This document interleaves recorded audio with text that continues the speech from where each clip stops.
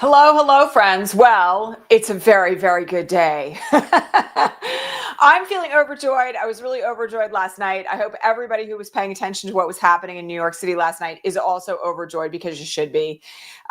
This is a game changer. And, I think we've all desperately been in need of some really good news. And I'm just so pleased that we have some right now, right? So, we're going to talk all about Zoran Mamdani's win last night in New York City and what it means and where it's heading.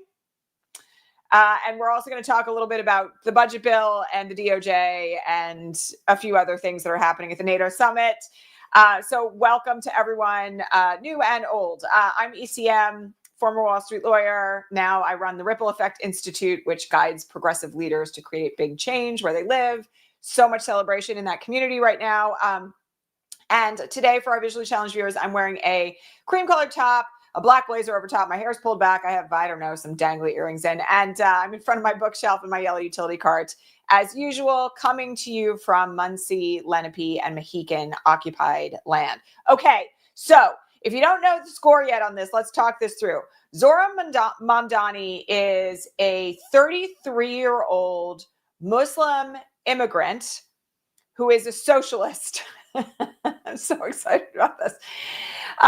He has a great legacy behind him. Very significant political activist, philosopher, father. He's also the son of Mira Nair, the filmmaker who made films like Mississippi Masala. I've been a huge fan of hers forever.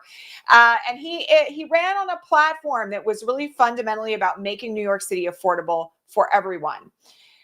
He wants to make the bus free. He wants to freeze the rent on rent stabilized apartments and find other ways of creating affordable housing for New Yorkers. He is committed to actively abolishing ICE's presence inside New York City. He has moved forward with statements on how he intends to create greater food security in New York City. He has been at events supporting trans youth and has an LGBTQ plus platform providing for access to gender affirming care for trans youth and trans adults in New York City. He has checked all the big boxes, but the most important thing about his campaign is that it was mobilized and run by young progressives on deeply kitchen table issues. So I want to just go through some of this because the strategy offers us a lot here. He had very simple strategy, right? About making the city affordable for everyone. Really basic talking points. He wanted to make New York a place where everyone's dreams could come true and not just the dreams of the wealthy. He started his campaign and he is a city councilman. He was polling in single digits when he started. And last night he wiped the floor in ranked choice voting with Andrew Cuomo.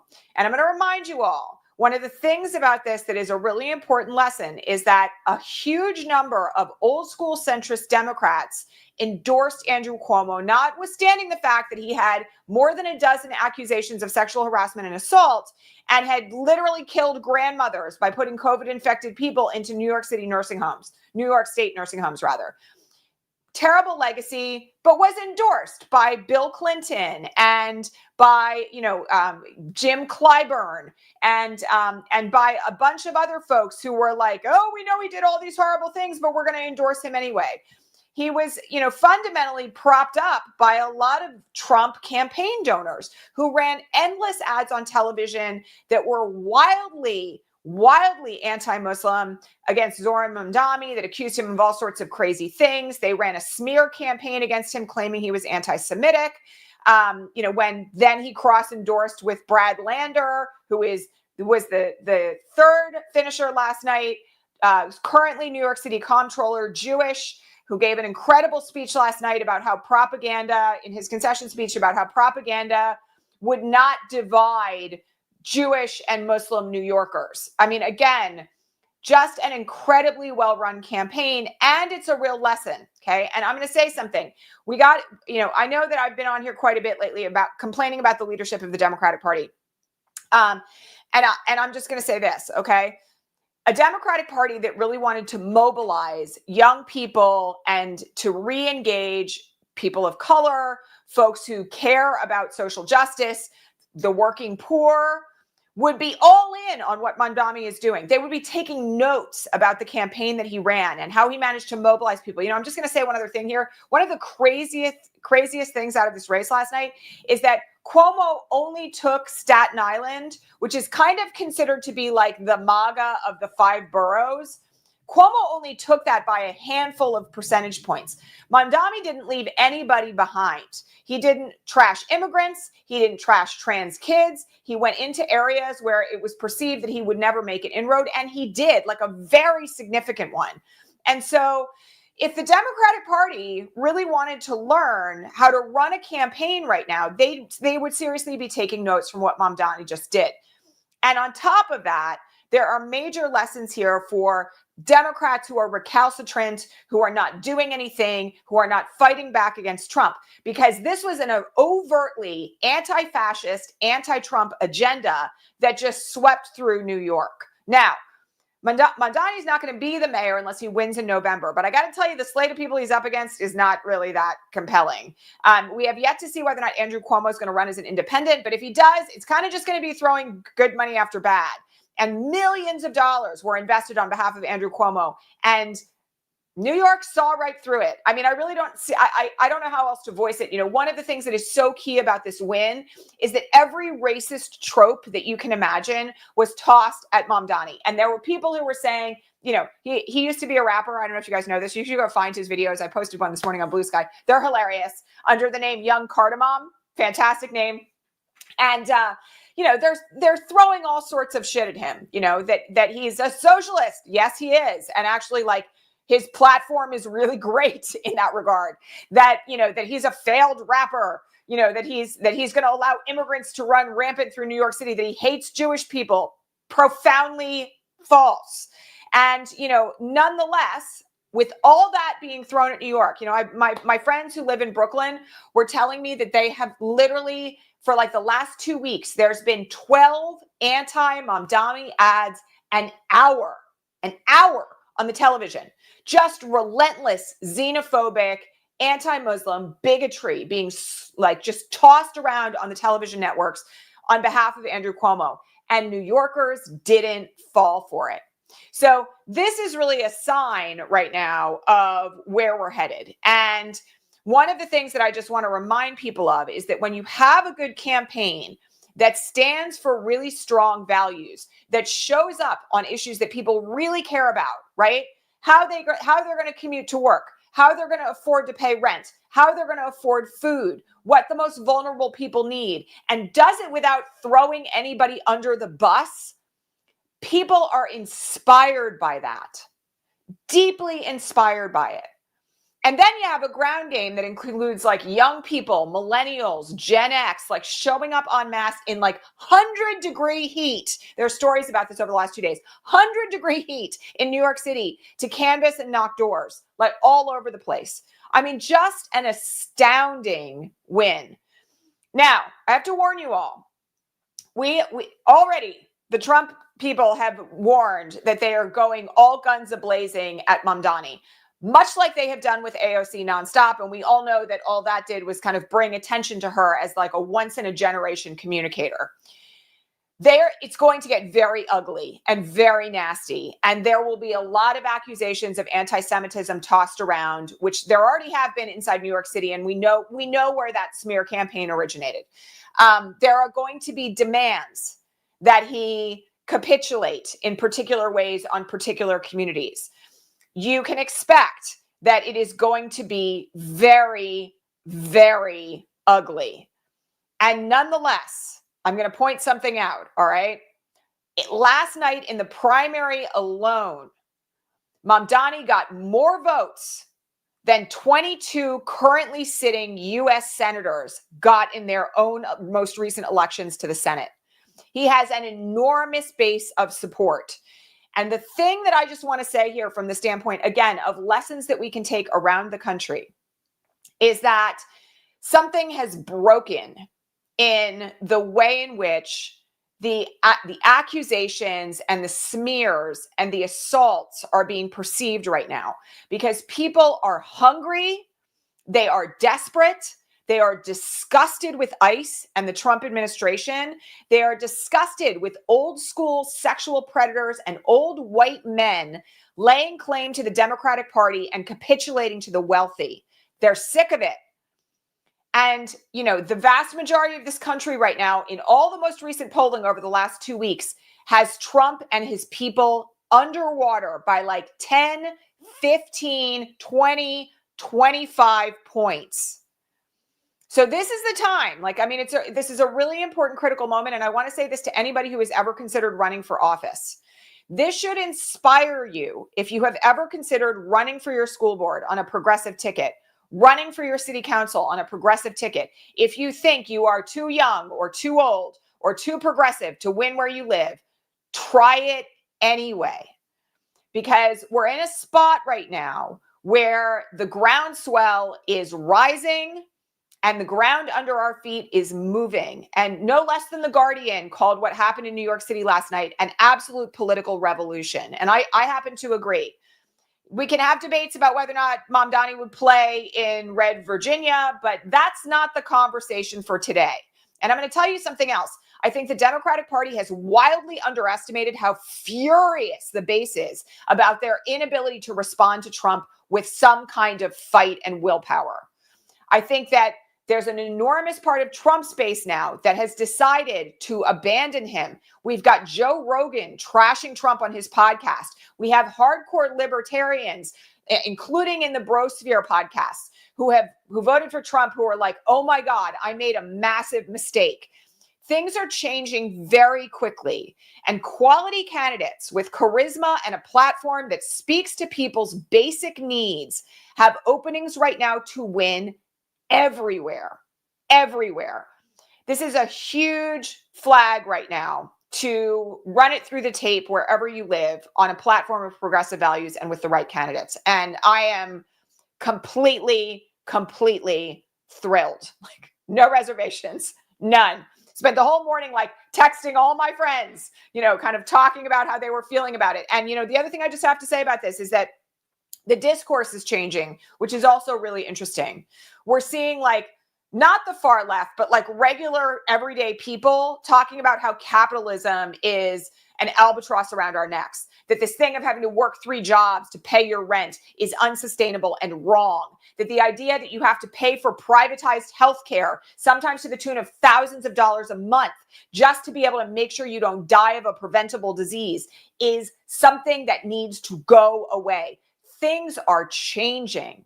And like, thank the gods we're all alive to see it. And I don't want to claim that it's all going to be perfect tomorrow. ICE is still occupying Los Angeles. People are still being beaten and arrested in the streets. American citizens are being rounded up and deported. And we have horrible things happening right now in the judiciary. There was a stat this morning that 94% of district court judges with Trump cases in front of them have ruled against the administration. And 94% of the time, the Supreme Court has voted in favor of it.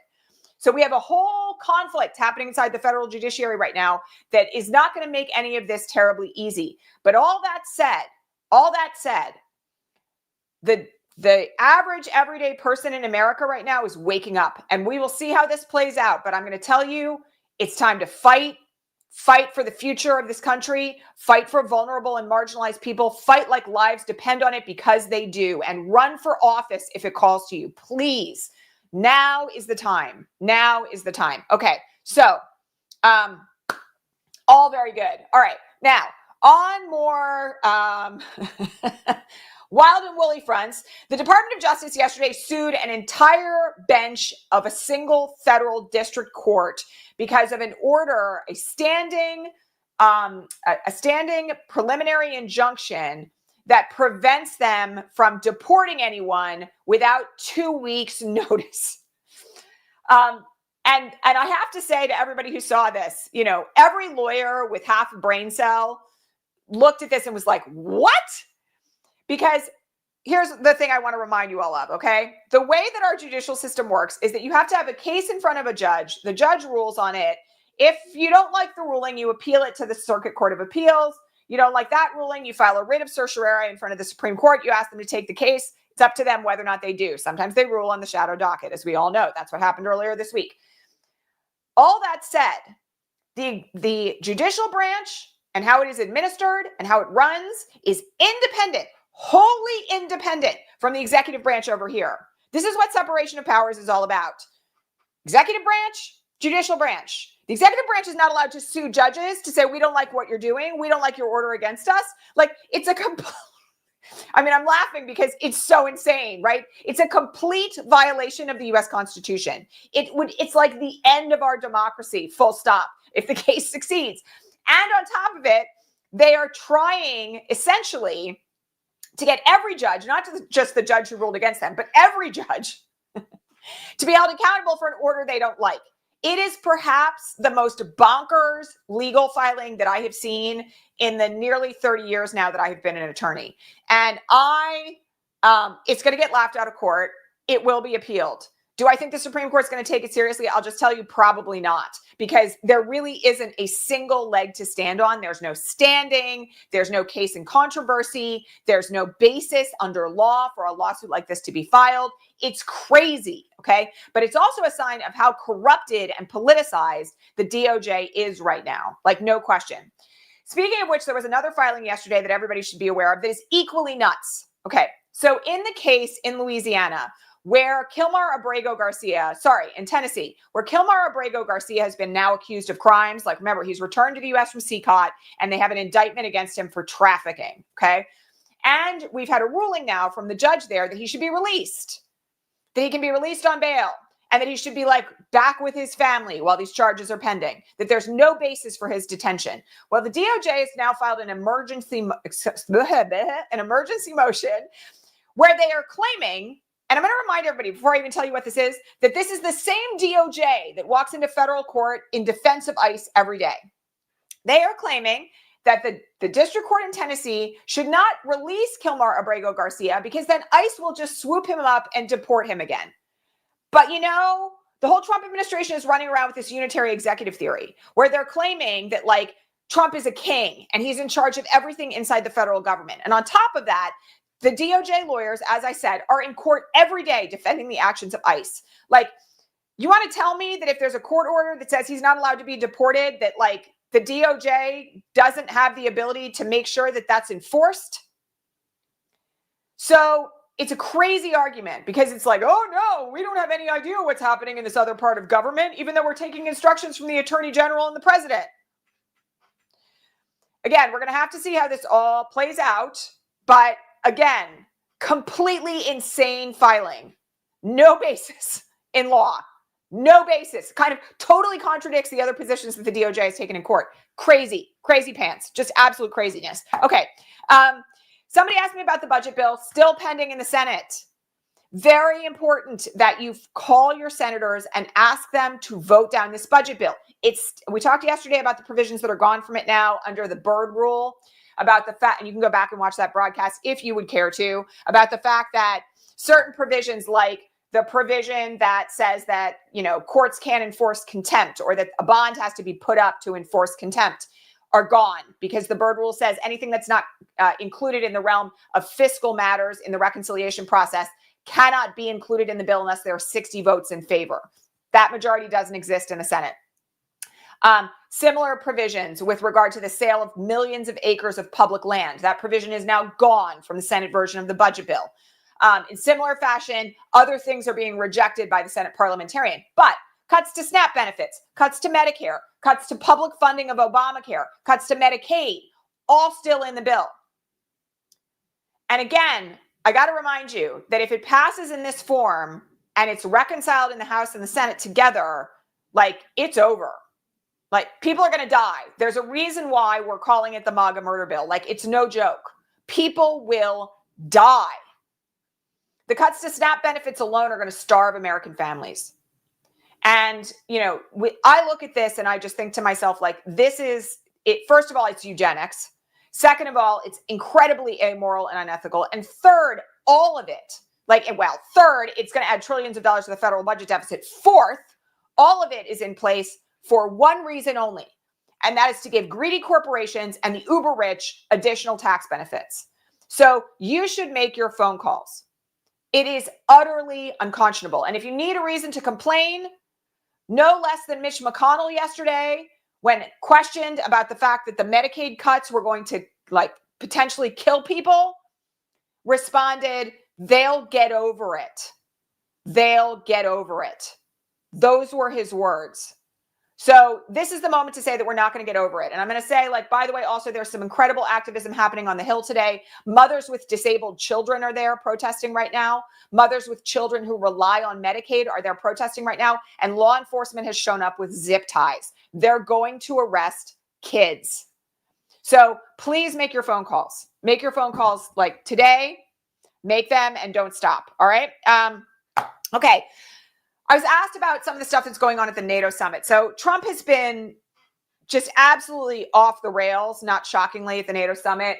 For those of you who have seen the footage. Okay. Sorry. I just have these moments where I'm I cannot believe that this crazy person is running the country. This morning at NATO, he said that the bombing of Iran, which, by the way, we all know now, is not anywhere what they said it was, right? And Trump was up posting on Truth Social about it at 3:30 a.m. European time about how, the mainstream media, CNN and MSNBC, had totally lied and made the whole thing up. And that because the reporting now, by the way, if you missed this, is that they did not, in fact, destroy Iran's nuclear potential. That at the most, they set their nuclear weapon development program back by 6 months. And that we can't even know exactly what happened when the bombs dropped on those potential spots, because there's no way to determine the destruction they might have done underground. So this whole thing of totally obliterated, that he came out and said that night is a lie. No shock there. But also he's lost his mind about it. So this morning at the NATO summit press conference, he says that the bombing of Iran should be considered equivalent to the dropping of a nuclear weapon on Hiroshima and Nagasaki. I'm just going to point out that the bombing of Hiroshima alone killed 140,000 people. We can have a conversation another day about the hypocrisy of the United States claiming to police other countries on their nuclear development programs when we're the only one that ever dropped a bomb on other people. But all that said, it's crazy. The idea that, dropping a handful of bombs on bunkers in Iran is the equivalent of dropping a nuclear weapon is nuts. And that's, aside from everything else that he's done, constantly trashing the media, absolutely bonkers. Meanwhile, other members of NATO are getting down to really solid business. Denmark and Canada, together with Norway, struck a mutual support agreement. And, nobody should be surprised about why it's Denmark and Canada, right? Greenland, 51st state. They have struck a mutual support agreement at NATO with regard to common defense. All very good. So by the way, if Trump decides to invade Greenland, Canada's going to go to war on behalf of Denmark.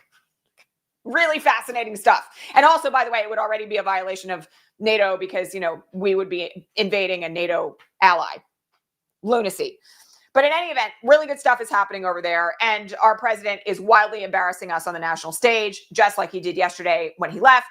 And all of it is terribly shameful.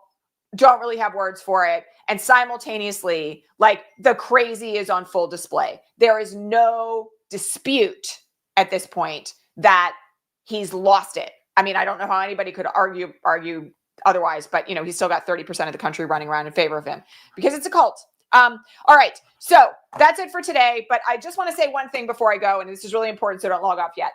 One of the things that's really critically important in this era, with all the madness and the despair and the violence that we're all bearing witness to every day, and that many of us are working to change, is that it's really important that we take a moment to celebrate wins, because joy, let us please not forget that joy is a critical part of resistance, and that when we win things and we make forward movement in any way, we really need to acknowledge it and sit in it for as long as we can, because the work is endless. We talked about this yesterday. Mariam Kaba has been talking about it on Blue Sky all week, right? the push to change this country is a centuries-long battle, and it's not going anywhere, okay? But every win counts. Every bit of forward motion is something that shores up our hope, reminds us of the potential of the work that we're doing, and guides us toward a better future. So don't roll over this win in New York, please. Like, remember that this is an incredible talisman of what is to come, and that the fight is worth it, and that we might not win every single battle, but damn straight we're going to win the war. Said it. It's the truth. Every fascist regime falls. The only question is when. And this is a sign of what's at stake and what can be accomplished when the work is done in the right way, with the right people, with the right values. So take your time with this. Like, enjoy it. And I don't care if you live in Omaha, Nebraska. I'm waving to our friends in Omaha. Like, celebrate this win. It's a really big deal. Okay. Lots of love to all of you. I will catch you all here tomorrow, regular time. On Friday, for our Patreon subscribers, you should go join us at patreon.com/resistancelive. There will be a progressive coffee hour bonus broadcast Friday at 3 p.m. Eastern if you want to join us for that.